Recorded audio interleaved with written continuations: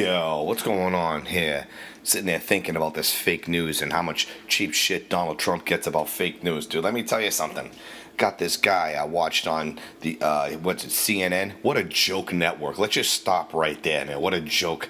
Can you believe? Like I'm not into the news anymore, man. The whole mainstream media is a fucking joke, dude.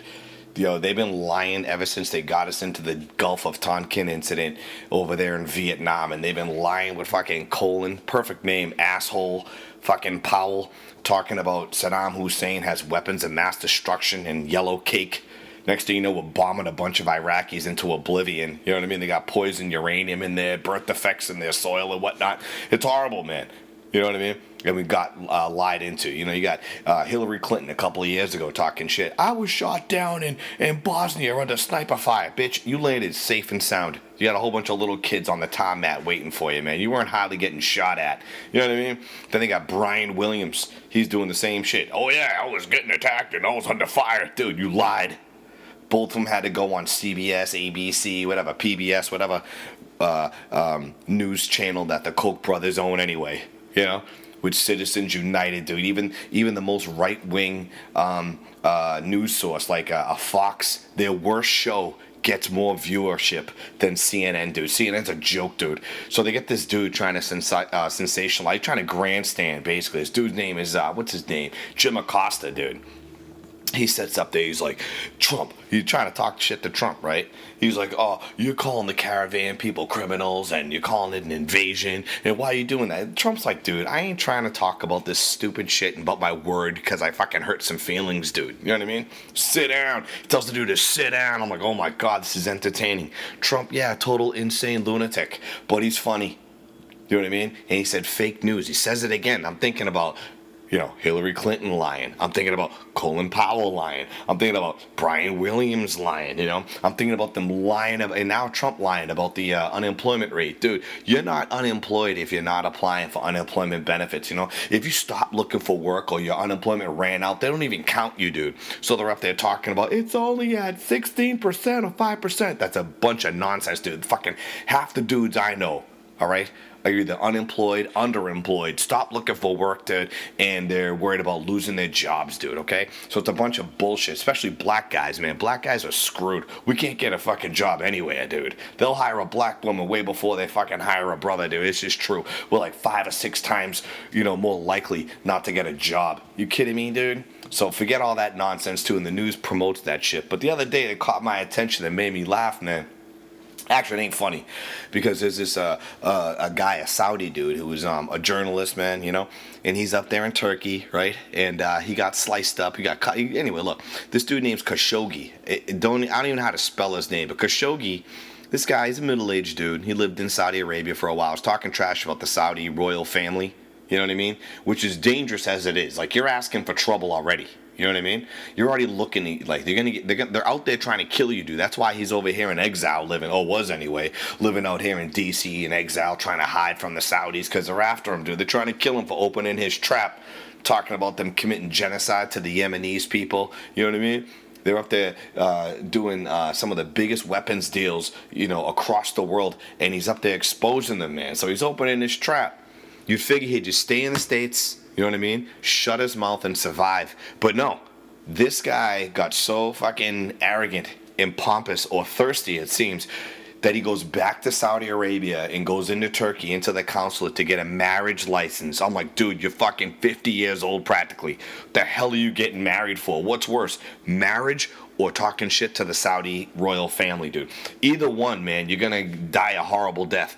One is gonna be 1,000 slashes, you know what I mean, with your wife nagging you to death, or one of your wives. I saw this dude after it was all said and done. The news doesn't even tell you what happened, by the way. That's why I'm talking about this fake news shit. I saw his son. His son's in his 30s, dude. I'm like, dude, you're in your 30s, man. Your dad's, 20 years older than you, it looks like. And he's trying to get married again.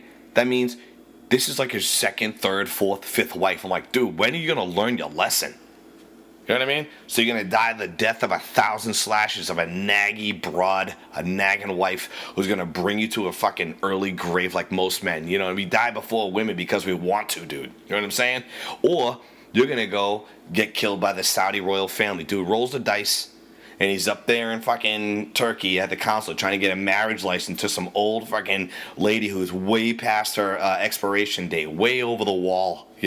Past her that proverbial wall that women hit after 30, 35, you know what I mean? She's done. She's kaput. She looks like that lady who's in that National Geographic, the really nice eyes Afghan lady. They took this photo way back in the days, and then they took the picture in the 90s and see the difference. She looked like that chick, dude. In trouble, In trouble, man. This dude's gonna marry a dude. While he's in there getting his marriage license, man, 15 Saudi hitmen go in there, remove his fingers, chop them up into little pieces, dude, right? And like a cartoon, like some cartoon movie where Bugs Bunny will accost, not to sound too close to Jim Acosta, but accost somebody, like Bugs Bunny will knock somebody out, or Tom and Jerry or someone will knock somebody out, and then take their clothes, and wear them so that they look like the other people, like some cartoon shit.